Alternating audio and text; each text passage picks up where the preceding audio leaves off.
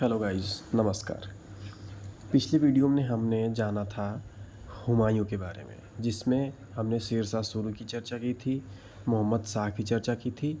उन्हीं सब से रिलेटेड है सूरवंश, जिसके संस्थापक हैं शेर शाह सूरी, जिन्होंने पहले शेर खां की उपाधि धारण की थी और इनका वास्तविक नाम फरीद खान था। चलिए हम शुरू करते हैं। सूरवंश सूरवंश की स्थापना 1540 में हुई और ये 1555 तक चला। मोस्टली इसका शेर शाह जो कि यही मेन संस्थापक है सूरवंश का, और इसका बचपन का नाम था फरीद खान। इसके पिता हसन खान जो सासाराम के ज़मींदार थे। सासाराम मतलब बिहार के साइड में वो ज़मींदार थे, और इसके पिता की चार शादियाँ हुई थी। और इसके प्रति बचपन में शेरशाह के प्रति इनका पिता का व्यवहार अच्छा नहीं था, क्योंकि उनकी सौतेली माँ का ज़्यादा उनके ऊपर रहता था। तो इसके ऊपर उसका बचपन से संबंध ठीक नहीं था, इसी वजह से वो भाग भी जाता था बार बार। चलिए शेर शाह सूरी के बारे में जानते हैं। इसका जन्म हुआ था 1472 ईस्वी में, और कुछ लोग कहते हैं 1486 ईस्वी में। और अलग अलग इतिहासकारों का अलग अलग मत है। और देखिए, तो मैंने बताया ना कि उसका बचपन में संबंध अच्छा नहीं था। तो क्या हुआ कि वो बचपन में ही अपना घर छोड़ के चला गया था, और चला गया कहाँ? बहार खान लोहानी के पास। बहार खान लोहानी जो दक्षिण बिहार में शासन करता था, उसके क्या है नौकरी करने। और इसी इसी को बचाने में उसने एक शेर की हत्या कर दी थी, जहाँ उसने इसी की वजह से बहार खान ने उसे शेर खान की उपाधि दी थी। ये देखिए, दक्षिण बिहार के सूबेदार था। शेरशाह सूरी फिर उसके बाद वहाँ से चला गया बाबर की सेना में, मतलब यहाँ से भाग के गया यहाँ पे। फिर उसके बाद यहाँ शेर खां की उपाधि धारण की। तो फिर उसके बाद कई कई उसके बहार खां के करीबियों ने उसको भड़का दिया, तो फिर वहाँ से भी वो चला गया। फिर बाबर की सेना में भी काम किया था इसने। चंदेरी के युद्ध में चंदेरी के युद्ध में मुगल युद्ध शैली सीख ली। बाबर के साथ चंदेरी का युद्ध भी किया था, उसमें काम भी किया था, उसी में उसने मुगल युद्ध शैली सीख ली थी। शेर खान ने पुनः मोहम्मद शाह के पुत्र जलाल खान का संरक्षक बना। जब वहाँ से उसने युद्ध शैली सीख ली, फिर उसके बाद उसका मन हुआ, फिर यहाँ आया बहार खान के पास। बहार खान के पास आया, तो फिर उसके पुत्र जलाल खान का संरक्षक बन गया। अब देखिए क्या होता है। शेर खां मोहम्मद शाह की मृत्यु के बाद उसकी विधवा दूदू खां से विवाह कर लेता है, और जलाल खान का संरक्षक बन के प्रधान शासक बन जाता है। देखिए, जब ये आता है इसके से बहार खां के यहाँ, और उसके पुत्र का जब संरक्षक बन जाता है, उसी के एक वर्ष बाद उनके बहार खां की मृत्यु हो जाती है, और उनकी विधवा जो होती है वो दूदू खां उनका नाम होता है। उनसे वो विवाह करके अपना प्रधान शासक बन जाता है, और उसका संरक्षक तो पहले से ही रहता है। फिर जलाल खां कुछ सरदारों के साथ बंगाल भाग जाता है, और शेरशाह वास्तविक संस्थापक बन जाता है पूरे दक्षिण बिहार का। जब ये दूदू खां से विवाह कर लेता है, तो ये इसके जो दक्षिण बिहार के साइड के जितने भी वहाँ सरदार थे, उनके हिसाब से जलाल खान को खतरा था। किससे? शेरशाह सूरी से, जिसने उसकी माता से ही विवाह किया था, दूदू खान से। तो ये कुछ सरदार इसको लेके बंगाल की तरफ भाग जाते हैं, और यहीं पे उसने हजरत आला की उपाधि धारण की थी।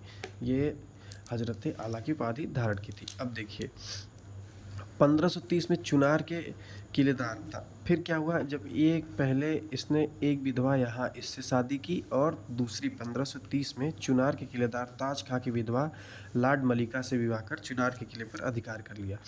तो जो इस वंश की स्थापना में इन दोनों की प्रमुख भूमिका है। पहले उसने मोहम्मद शाह की मृत्यु के बाद उनकी विधवा दूदू खां से विवाह किया, और फिर 1530 ईस्वी में चुनार के किलेदार ताज खां की विधवा लाड मलिका से विवाह कर लिया। फिर उसको विवाह करने के बाद वहाँ के किले पर वो अधिकार कर लेता है। यही चुनार का किला जो है, जिसमें मैंने हुमायूं का जो टॉपिक बताया था, चुनार के किला पे जब वो हुमायूं आक्रमण किया था, तो इसने आक्रमण नहीं किया, यहाँ पे उसने समझौता किया था, मैंने पिछली वीडियो में बताया था। अब देखिए, जब उसने इन दोनों जगह पे अपना अधिकार कर लिया तो सबसे ज़्यादा उसको खतरा जो अगल-बगल राजपूत शासक थे उनसे था। तो अब वो अपना क्षेत्र विस्तार करना चाहता था, इसलिए अब उसने संघर्ष शुरू किया अपने क्षेत्र विस्तार के लिए। उसने संघर्ष शुरू किया, तो पहला संघर्ष जो उसने किया 1532 में दोहारिया का युद्ध किया। ये दोहारिया का युद्ध की चर्चा मैंने हुमायूँ के उसमें भी की थी, हुमायूँ वाले लेक्चर में, कि ये महमूद लोदी को समर्थन दे रहा था। इसके नाते हुमायूँ इधर भी चढ़ाई किया था इसके किले के। तो जब ये महमूद लोदी का सहयोग कर रहा था तो ये अपने जो बिहार के क्षेत्र से वो जान गया था कि हुमायूँ इसके ऊपर हमला बोलेगा, तो बिहार के क्षेत्र से वहाँ चुनार में चला गया था, चुनार के किले में रहने लगा था। तो फिर क्या हुआ, हुमायूँ चुनार के किले के बाहर जाके घेराबंदी करने लगा। तो ये मैंने आपको एक्सप्लेन कर दिया है। अब देखिए दूसरा, फिर चुनार का घेरा हुमायूँ द्वारा किया गया, फिर संधि हुई, कुतुब खां को हुमायूँ की सेवा में भेज दिया गया। ये भी मैंने आपको पिछली वीडियो में बता दिया है। अब देखिए मेन चीज़, जहाँ उसने बंगाल पूरी तरीके से बंगाल जीत लिया था। सूरजगढ़ का युद्ध जो 1534 ईस्वी में हुआ था, सूरजगढ़ का जो 1534 ईस्वी में हुआ था, इसमें शेर खां ने पूरे बंगाल को जीत लिया। अब ये इम्पोर्टेंट लड़ाई चौसा और कन्नौज, ये भी मैं आपको बता चुका हूँ। ये भी हुमायूँ के साथ हुई थी। ये दोनों लड़ाइयाँ, ये चौसा किस, आप कमेंट में बताएंगे कि ये किस किस नदी के मिलन स्थल के पे है चौसा, इसको कमेंट में बताइएगा। फिर चौसा के युद्ध में उसने शेर शाह की उपाधि धारण की थी। ये इंपॉर्टेंट क्वेश्चन है। शेर शाह की उपाधि उसने कब धारण की थी?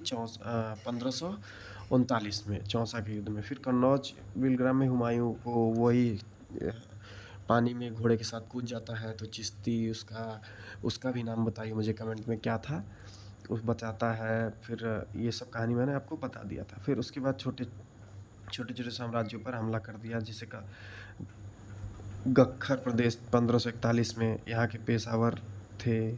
बंगाल का विद्रोह को दबाया 1500, जैसे यहाँ पे जब उसने हुमायूं को भगा दिया तो वो दिल्ली स्थानांतरित हो गया था। उसने अब दिल्ली की तरफ राज करने चला गया था। तो फिर क्या हुआ, इस साइड में जब यहाँ से छोड़ के चला गया तो बंगाल में विद्रोह होने लगा। फिर वो वापस आया, फिर बंगाल का विद्रोह को दबाया। अब देखिए अगला, मालवा के मल्लू खां, जो कादिर खां ने आत्मसमर्पण कर दिया उसके सामने। फिर रायसीन 1543 में राजा पुनर्मल, जैसे जब ये रायसीन पर इसने जब घेराबंदी की, अब रायसीन का किले के बाहर जब उसने घेराबंदी की शेरशाह सूरी ने, तो उसने वहाँ के राजा जो पुनर्मल थे वो क्या कर रहे थे, वो किले से बाहर नहीं आ रहे थे। तो इसने कुरान पर हाथ रखकर कसम खाई कि हम किसी को क्षति नहीं पहुंचाएंगे, बस आप ये रायसीन का किला है हमें जो दे दीजिए। तो फिर वो रायसीन का किला देने के लिए तैयार हो गए, लेकिन फिर वो अपनी बातों से पलट गया। फिर उसने क्या हुआ कि हमला कर दिया उस राजपूत शासकों पे। तो राजपूतों ने क्या किया, अपनी पत्नी जो जितनी औरतें थी उनको जौहर औरत करने के लिए कहा, कुछ को मार दिया। फिर उसके बाद क्या हुआ कि इसने हमला कर दिया, पुनर्मल को भी ख़त्म कर दिया। फिर दूसरा, मारवाड़ के राजा थे राजा मालदेव। ये 1544 की घटना है, जिसने इसने क्या किया था, उसने फर्जी लेटर लिख दिया था। इन राजा मालदेव के जितने अंगरक्षक थे या सेनापति थे, उनके नाम से इनको लेटर लिख दिया था कि मैं राजा मालदेव को के बदले में हम आपसे युद्ध नहीं करेंगे, आप राजा मालदेव को कोई भी हानि पहुंचा सकते हैं। तो ये राजपूत राजा जो थे जोधपुर के थे। अब आते हैं कालिंजर का युद्ध। कालिंजर का युद्ध 1545 में हुआ। बुंदेलखंड के राजा कीरत सिंह के विरुद्ध हुआ था। फिर 12 मई 1545 में उक्का नामक आग्नेयास्त्र के कारण उसकी मृत्यु हो गई। जब ये कालिंजर का किला जीतने गया 1545 में, तो क्या हुआ कि उसने तोप चलाया। देखिए यहाँ लिखा है आग्नेयास्त्र के कारण, तो तोप चलाया तो किले की दीवार पे लग के वो बारूद के ढेर पर आ गया। वो तो जो मिसाइल मतलब तोप था, जो बारूद था वो पूरे आके बारूद पे गिर गया, तो वहाँ फट गया वो। पूरी तरीके से फटने से फिर वो चोटिल हो गया, फिर उसकी मौत हो गई। मौत से पहले वो कालिंजर, उसकी सेना कालिंजर के किले पर विजय कर चुकी थी। अब देखिए, शेरशाह सूरी के उत्तराधिकारी हुए आदिल खां, ये बड़ा बेटा था उसका, और जलाल खां ये छोटा बेटा था। इसने राज किया था फिर। इसकी इसका इसने मतलब इसका वास्तविक उत्तराधिकारी जलाल खान था, जिसने इस्लाम शाह की उपाधि धारण की, 1545 से 1553 तक राज किया था। फिर आगे क्या होता है, उसके बाद आदिल शाह चुनार से बिहार तक राज किया। फिर उसके बाद उसका सेनापति हेमू, आदिल शाह का ही सेनापति था हेमू, जो पानीपत की लड़ाई होती है दूसरी, वो हेमू के साथ होती है अकबर की, ये आगे हम लोग पढ़ेंगे। फिर 1555 में हुमायूं ने सिकंदर शाह को पराजित किया, दिल्ली आगरा पंजाब के क्षेत्र में जो राज करता था सिकंदर शाह। ये हुमायूं जब फिर से वापस आया अपना, जो उसको बोलते हैं, जब वो वहाँ भारत छोड़कर सिंध की तरफ चला गया था, जब निष्कासित जीवन जीने के बाद जब भारत वापस आया 1555 में, तो उसका सूरवंश के अंतिम शासक सिकंदर शाह से उसका संघर्ष हुआ, और उसने सिकंदर शाह को हराया और फिर से मुगल वंश की स्थापना की। फिर वो अगली साल वो लुढ़क के गिर गया और उसकी मौत हो गई, किसकी, हुमायूं की। तो 1555 में वो हुमायूं ने पुनः मुगल मुगल वंश की स्थापना की। फिर अगला आता है, देखिए BHAJS, बाबर, हुमायूं, अकबर, जहांगीर, शाहजहां, औरंगजेब, यही है उसका कालक्रम मुगल वंश का। तो इस वीडियो में इतना ही। उम्मीद है मैं आपको समझा पाया होऊंगा। धन्यवाद।